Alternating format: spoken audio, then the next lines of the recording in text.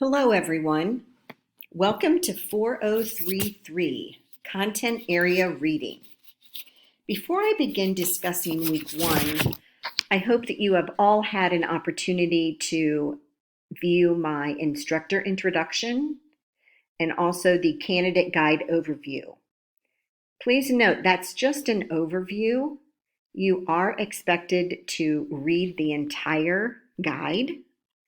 Once you have done that, during the first week, please shoot an email to me stating that you have read the candidate guide and you understand it. If you have any questions about the candidate guide or anything in it, please ask me. Okay, on to Week 1. Perhaps the most significant change in elementary reading instruction in the last few years has been the emphasis on reading for information. Thus begins our study of content area reading. In Chapter 1 of our text, Chapman and King discuss infusing reading into the content areas, differentiated reading instruction, and effective practices. In Chapter 2, they focus on designing the physical, effective environment and developing a community of readers. Learning objectives for this week. You're going to be provided the opportunity to acquire, develop, strengthen, and/or apply the following knowledge or skills. Reading skills necessary for success in reading informational text. Appropriate instructional strategies to use with nonfiction and informational text. Developing a repertoire of reading comprehension strategies to use with students. And understanding how to design a physical environment for developing a community of learners.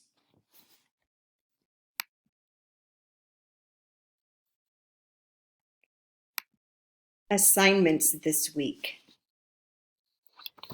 As I've mentioned, please view the instructor video as well as the candidate guide overview and read the candidate guide.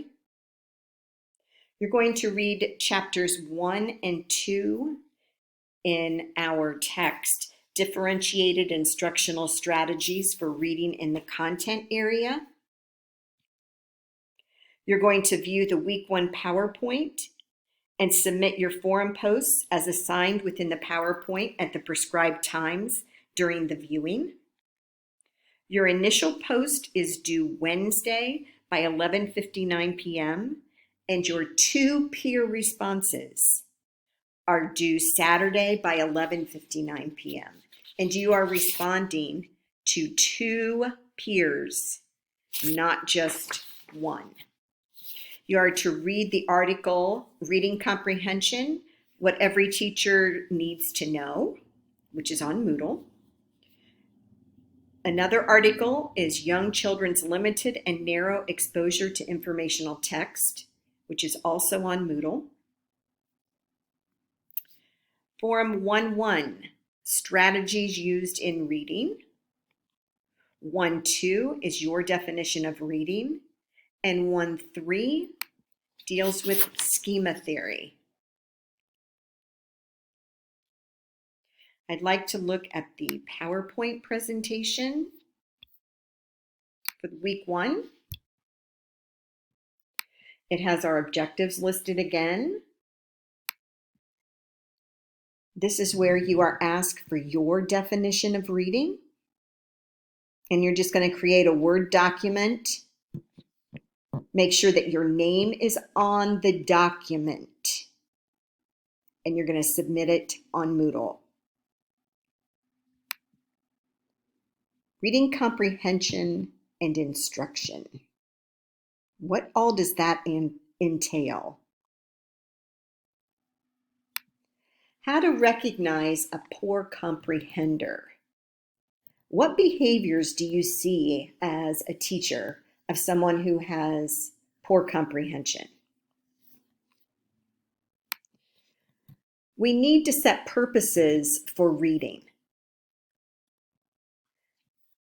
Our students need to know that while they are reading this text or we are reading the text to them, that we want them to visualize. We want them to formulate questions. We want them to answer those questions. We want them to infer. We want them to summarize. We want them to determine key details from the main idea. We have to tell them these things. They don't know it. It's our job to set that purpose for them. This is an activity on schema theory and the implications of schema theory, building background for schema, assessing schema, activating schema. And you may be asking yourself, why do we study content reading? Well, content text is the most difficult to read. It's more difficult than a narrative text. Different contents are structured differently. Think about how a science text or a social studies text is presented or structured to the reader versus math. They're completely different structures. For many, many years, it was thought that only reading or English teachers are responsible for helping students with reading. Well, that is no longer the case. In our latest English language arts standards, on pages 62 through 69, you will find literacy standards for not only language arts, but math, science, and social studies. So everyone is responsible for teaching reading. And I want you to think about, as you read chapters 1 and 2 in our text, what did you do as you were reading that? What strategies did you use?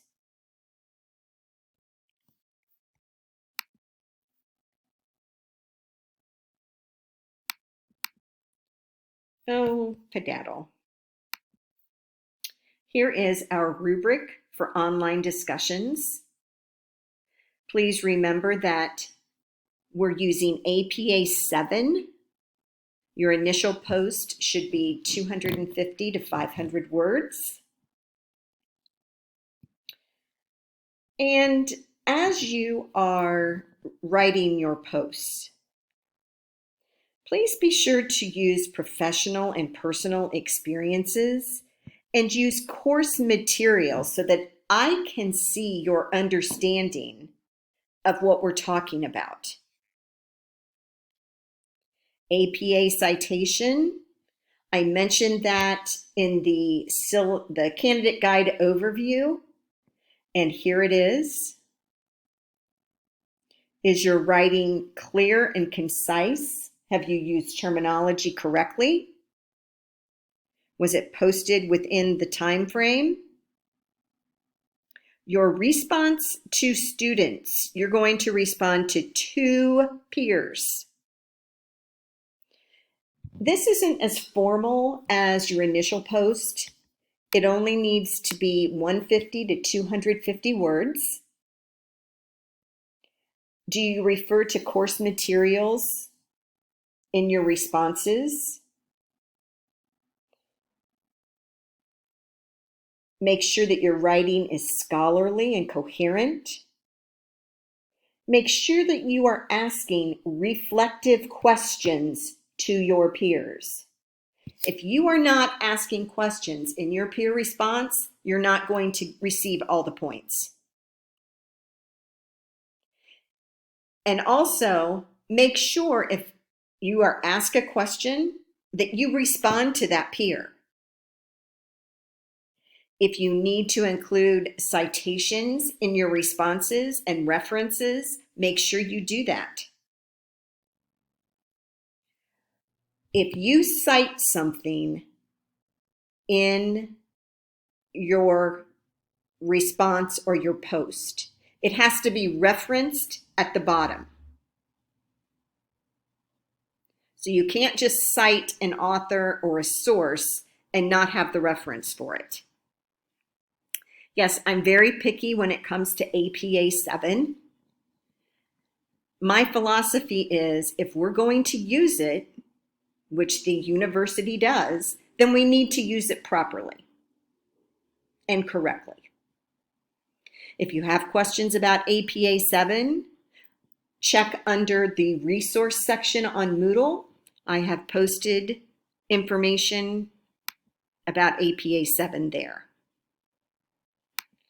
Here are your articles that you're going to be reading.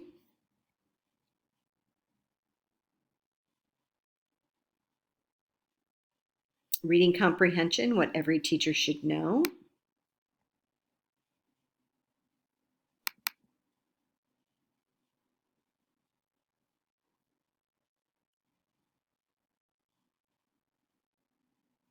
Young children's limited and narrow exposure to informational text. Here are your assignments. Initial posting for Forum 1-1 is due by Wednesday. Your response to 2 peers, not 1, 2 peers, is due Saturday by 11:59 p.m. Your definition of reading and thoughts on schema theory are due by 11:59 p.m. on Saturday. If you have any questions at all, please ask me. I can't help you unless I know you have a question. I look forward to the week. Thank you.